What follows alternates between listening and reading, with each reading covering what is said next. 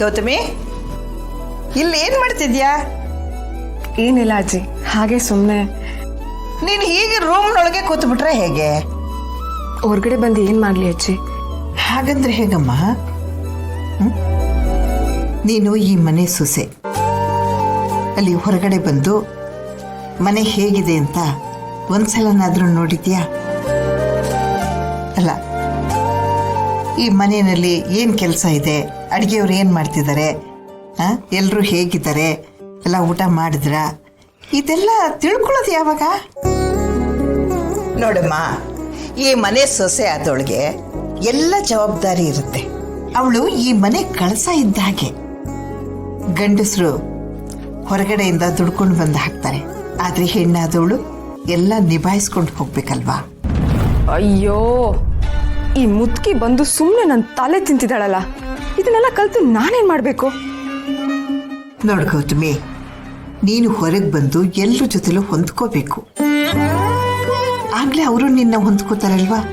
ನೀನ್ ಯಾವಾಗ್ಲೂ ಎಲ್ರ ಜೊತೆ ನಗ್ನಗ್ತಾ ಮಾತಾಡ್ತಾ ಇದ್ರೆ ಅವರು ನಿನ್ ಜೊತೆ ನಗ್ನಗ್ತಾ ಮಾತಾಡ್ತಿರ್ತಾರೆ.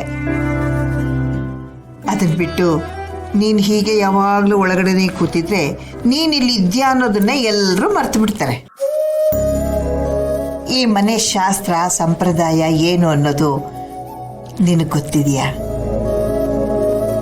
ಹಬ್ಬ ಹರಿದಿನಗಳು ಬಂದ್ರೆ ಏನೇನು ಮಾಡ್ಬೇಕು ಅನ್ನೋದು ನೀನ್ ತಿಳ್ಕೋಬೇಕಲ್ವಾ? ನಿನ್ಗನ್ನಿಸ್ಬೋದು ಈ ಅಜ್ಜಿ ಯಾಕೆ ಈ ಥರ ಎಲ್ಲ ಮಾತಾಡ್ತಿದ್ದಾರೆ ಅಂತ. ಇದೆಲ್ಲ ಯಾಕೆ ಹೇಳ್ತಾ ಇದ್ದೀನಿ ಅಂದ್ರೆ, ಇದೆಲ್ಲ ನಿನ್ನ ಜವಾಬ್ದಾರಿ.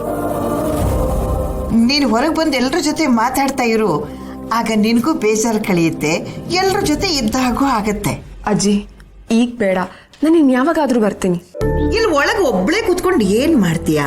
ಎಷ್ಟೊತ್ತು ಅಂತ ಕಾಲ ಕಳೆಯಕ್ಕಾಗತ್ತೆ? ನನಗೆ ಎಲ್ಲ ಅರ್ಥ ಆಗುತ್ತೆ. ನೀನು ನಾವು ಮನೆಯವರೆಲ್ಲ ಸೇರಿ ಮಾತಾಡ್ಕೊಂಡು ಒಪ್ಪಿ ತಂದಂತ ಸೊಸೆ ಅಲ್ಲ, ಅದ್ರ ಮುಜುಗರ ನಿನಗಿದೆ ಅಲ್ವಾ?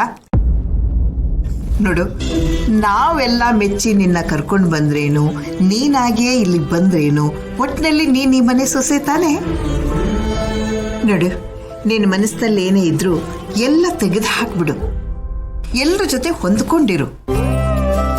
ನೀನ್ ಹೀಗೆ ಒಬ್ಳೇ ಇದ್ರೆ ಮನ್ಸು ಕೆಡುತ್ತೆ, ಯೋಚನೆಗಳು ಶುರುವಾಗುತ್ತೆ. ನೀನ್ ನಿಮ್ಮನೆಯಲ್ಲಿ ಹಾಗಿದ್ಯೋ ಇಲ್ಲೂ ಹಾಗೆ ಇರು, ಕೂಡ ಹಾಕಿದ ಹಕ್ಕಿ ತರ ಇರಬೇಡ. ಹಾ ಅಜ್ಜಿ, ನನಗಿಲ್ಲೇ ಇರಬೇಕು ಅಂತೆಲ್ಲ ಏನು